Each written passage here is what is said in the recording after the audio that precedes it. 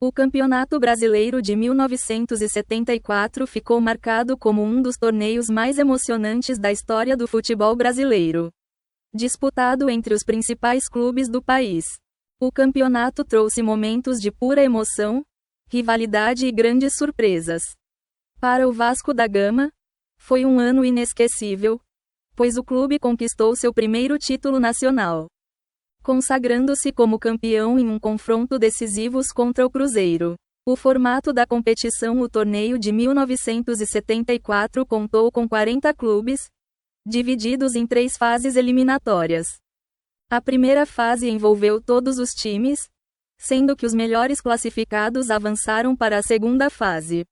Nessa segunda etapa, novos grupos foram formados, e os melhores colocados seguiram para a terceira fase, que envolvia novamente a formação de grupos.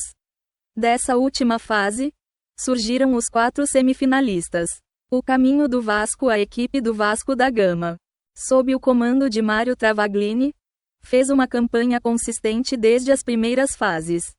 O time carioca apresentou um futebol equilibrado, contando com uma defesa sólida e com o talento de jogadores como Roberto Dinamite, que se destacava como uma das grandes revelações do futebol brasileiro na época.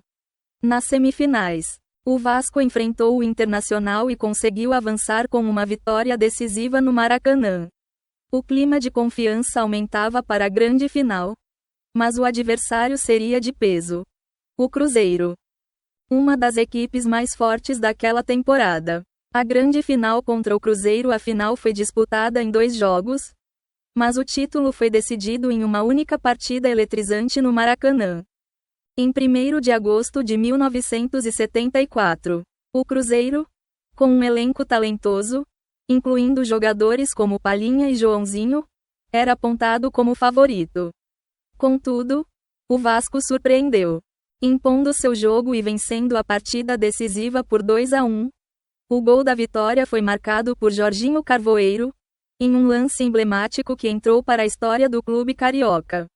Com a vitória, o Vasco da Gama ergueu seu primeiro troféu do Campeonato Brasileiro, marcando uma era de conquistas e glórias para o clube.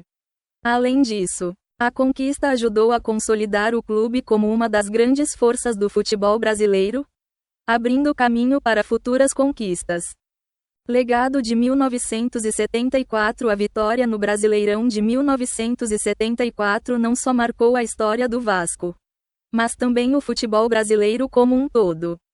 Foi uma competição em que novos talentos foram revelados e equipes tradicionais mostraram sua força. O título foi especialmente importante para o Vasco da Gama, que colocou seu nome definitivamente entre os grandes campeões do Brasil.